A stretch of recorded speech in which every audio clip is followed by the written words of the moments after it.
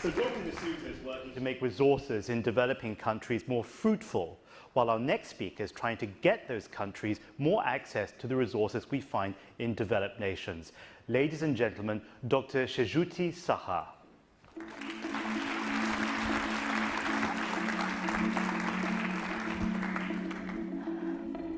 So it turns out Bill Gates and I have a lot in common. We both love maps, data, and dots. Here is our world. Red dots show where majority of the children die.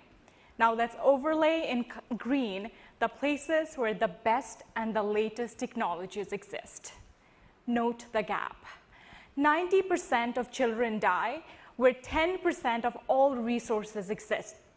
This is unacceptable and another example of inequality. At our organization, the Child Health Research Foundation in Bangladesh, this is the gap we strive to close. So let me give you two examples of this inequality. Every year, Dhaka Shishu Hospital, the largest pediatric hospital of the country, admits more than 23,000 children. But also every year, more than 6,000 children are refused admission because the 665 beds are always full. Families travel for hours with children suffering from birth asphyxia, meningitis, pneumonia, the most vulnerable who need immediate care. But by the time they arrive, the hospital is at full capacity. If we prevent any disease, we keep a bed empty. And if we keep a bed empty, we can provide care to a child with a disease we could not prevent. And the faster we can treat a child and make them healthier, the quicker we can make that bed available for the next child. This brings me to the second example of this inequality gap. How do you prevent diseases or treat them effectively when you don't know what is causing them? Let's consider meningitis. Meningitis is an infection of the brain, usually caused by a bacterium or a virus. It often leads to death, but even more often, it leads to lifelong disability. And in a country like ours, a disabled child translates to a disabled family, a disabled community. If you know which microbe caused the meningitis, you can develop a diagnostic tool, and often you can treat it or figure out how to prevent it in the future. But in the 2,000 meningitis cases that seek care at our hospital every year, we are unable to determine the cause in more than 50%. This means we are paralyzed, unable to diagnose, unable to treat. And I'm not speaking in the abstract. Just in the summer of 2017, we encountered a surge in the number of mystery meningitis cases. The samples we took baffled every diagnostic we had access to. And I became quickly frustrated because I knew if I had been in Canada, where I studied, we could have used the advanced techniques common in rich countries. One such tool or technique is called metagenomics. So metagenomics unbiasedly sequences all of the DNA or RNA present in the cerebrospinal fluid, or the CSF, that is present in our spinal cord attached to our brain. All organisms in this world contain DNA or RNA. By analyzing that sequence data intelligently, we can pinpoint the pathogen. The CSF of a child with meningitis will contain that bacterium or the virus at the root of that infection. But we lacked a machine sophisticated enough to sequence the samples. And even if we did have the machine, the manual analysis would cost thousands of dollars, which we did not have.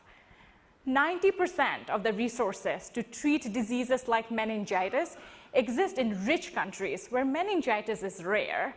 Meanwhile, places like Bangladesh have the most kids suffering and dying from these diseases and the least resources to diagnose and take care of them.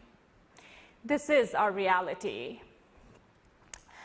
Supportive collaborators like Joseph Dirisi and Farhad Imam made it possible for me to use a machine in San Francisco and analyze the data. So I took 25 samples from Bangladesh and went to the United States, came to the United States and sequenced them thoroughly. What I learned defied our common medical wisdom. That spike in mystery meningitis cases that we saw in the summer of 2017 was caused by chikungunya virus, a virus spread by mosquitoes. This made sense. We had recently had a chikungunya fever outbreak. Now that we knew that metagenomics could indeed unravel mystery meningitis cases of Bangladesh, we began the work of transferring the entire pipeline from San Francisco to Bangladesh. That's me in July 2018 in San Francisco, sequencing a CSF sample. That's me again just 7 months later in Dhaka.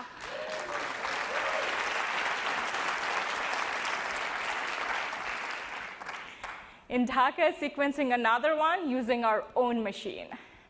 The move was not easy. As you can see, I lost most of my hair in the process. But when we set up the metagenomics shrine in our lab and a core metagenomics team, I knew it was worth it. With the clues that metagenomics provided us, we were able to design a low-cost diagnostic in Bangladesh to test 500 more samples of meningitis. What we found was that the mystery meningitis cases had actually followed the curve of the fever cases that I had just talked about.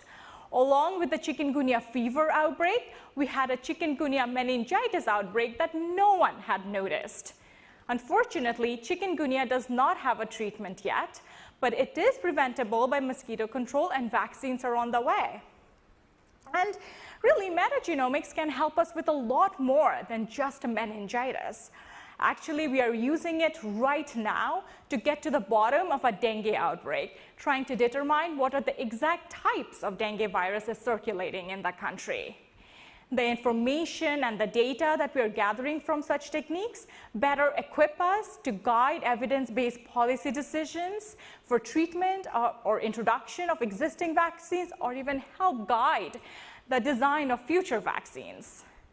When we prevent one case of meningitis, we free up a bed to care for another child. In our whatever small way, we try to take some weight off our struggling health systems. Both my parents are microbiologists. They say, microbiology is in my genes. Both my parents are also very patient. Patience is not in my genes.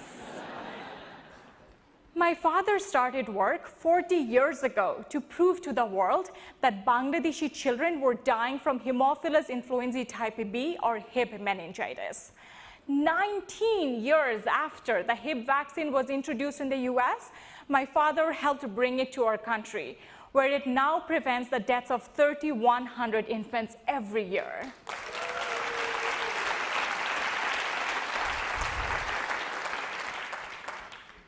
But my father had to work patiently for years before this could happen. I am way too impatient to wait for years. I want to build a landscape of all circulating pathogens and help the global and local community prevent diseases in real time. In 1971, Bangladesh struggled to feed 70 million people. Today, we are almost 170 million. We feed every Bangladeshi and export the remaining food. So we can do this, we can do metagenomics or whatever else. But we need your help. I urge all of you, all the goalkeepers in the audience to join me, to help us reduce that gap in access to resources that I have been talking about. Our children should not suffer for one extra day because of lack of technology that already exists, be it metagenomics or something else. Sometimes more important than a brand new innovation is its utilization where it is needed the most. Let's change the map of the world so it looks like this. All